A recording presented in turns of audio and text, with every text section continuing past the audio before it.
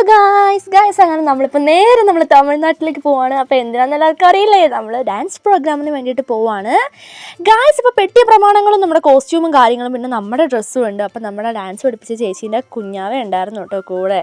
അപ്പോൾ നമ്മളെല്ലാവരും കൂടി പോവുകയാണ്. അപ്പോൾ ഗായ്സ് നമ്മൾ ഈ 4 ദിവസം നമ്മൾ പ്രാക്ടീസ് ചെയ്ത് പഠിച്ച ഡാൻസ് നിങ്ങളൊന്ന് ആലോചിക്കണം. വന്ന പാടെ നമ്മൾ 5-6 ഡാൻസ് ഒളിപ്പിച്ച് പഠിച്ചിട്ടുണ്ടായിരുന്നു. അതിൻ്റെ പ്രാക്ടീസും കാര്യങ്ങളായിരുന്നു. അതിൻ്റേതായ ഒത്തിരി ഹെൽത്ത് ഇഷ്യൂസ് നമുക്കുണ്ടാവും. ഒന്നും വകവയ്ക്കാതെയാണ് നമ്മൾ പ്രാക്ടീസ് ചെയ്തുകൊണ്ടിരുന്നത് ഗായ്സ്. നിങ്ങൾക്കറിയാലോ, ഒത്തിരി ബോഡി പെയിനും കാര്യങ്ങളും ഒക്കെ അനുഭവിച്ചിട്ടാണ്. അതിൻ്റെ ഇടയ്ക്ക് വാവാറ്റിക്ക് ജലദോഷം പിടിച്ചിട്ടുണ്ടായിരുന്നു. അതൊക്കെ കൂടി അനുഭവിച്ചുകൊണ്ടാണ് നമ്മളിപ്പം ഡാൻസ് പ്രാക്ടീസൊക്കെ കഴിഞ്ഞ് നമ്മളത് പെർഫോം ചെയ്യാൻ വേണ്ടിയിട്ട് നമ്മൾ പ്രോഗ്രാമിനായിട്ട് സെറ്റ് ആവുന്നത്. അപ്പം വാവാറ്റി ആ വാവേനെയും പിടിച്ച് താഴേക്ക് ഇറങ്ങുന്നുണ്ട്. മുകളിൽ ആ ചേച്ചി പെട്ടിയൊക്കെ എടുത്തിട്ട് വരുന്നുണ്ട് കേട്ടോ. അപ്പം ഞാനാണ് ഈ ബിഗ് ബാഗ് പിടിക്കുന്നത്. ഇതിൻ്റെ ഉള്ളിൽ മൊത്തം നമ്മുടെ ഡാൻസിൻ്റെ കോസ്റ്റ്യൂം തന്നെയാണ് ഞങ്ങളുടെ 3 പേരുടെയും. അപ്പോൾ കണ്ണിത് സ്റ്റെപ്പിൽ നിന്ന് ഇറക്കിക്കൊണ്ട് വരാൻ ഭയങ്കര കഷ്ടമാണ്. രണ്ടാമത്തെ കാര്യം വെച്ചിട്ടുണ്ടെങ്കിൽ നമ്മുടെ പെട്ടിക്ക് ഒരു വീലില്ല. അതാണ് വലിയൊരു സ്പെഷ്യാലിറ്റി. അപ്പം സത്യം പറഞ്ഞാൽ വാവേനെ നമുക്ക് കെയർ ചെയ്യേണ്ടതായിട്ടുണ്ട്. കാരണം എന്ന് പറഞ്ഞിട്ടുണ്ടെങ്കിൽ എന്താ പറയുക, അറിയാലോ, ഇത്രയും ആനപ്പെട്ടിയൊക്കെ പിടിച്ചുകൊണ്ട് വരുമ്പോൾ മുമ്പിലേക്ക് പെട്ടെന്ന് വന്നു കഴിഞ്ഞാൽ അപകടമാണ്.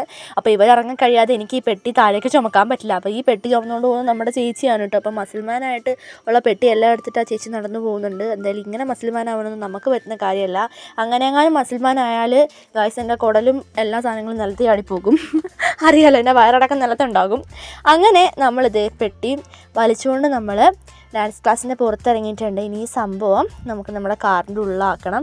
അപ്പോഴാണ് ഞാൻ ഓർക്കുന്നത്, ഞാനെന്തിനാ ഇത് ഷോർട്സ് ആയിട്ട് ചെയ്യുന്നത്, നമുക്ക് പോകുന്നത് ഒരു വ്ളോഗാക്കി ചെയ്തുകൂടെ എന്നുള്ള കാര്യം.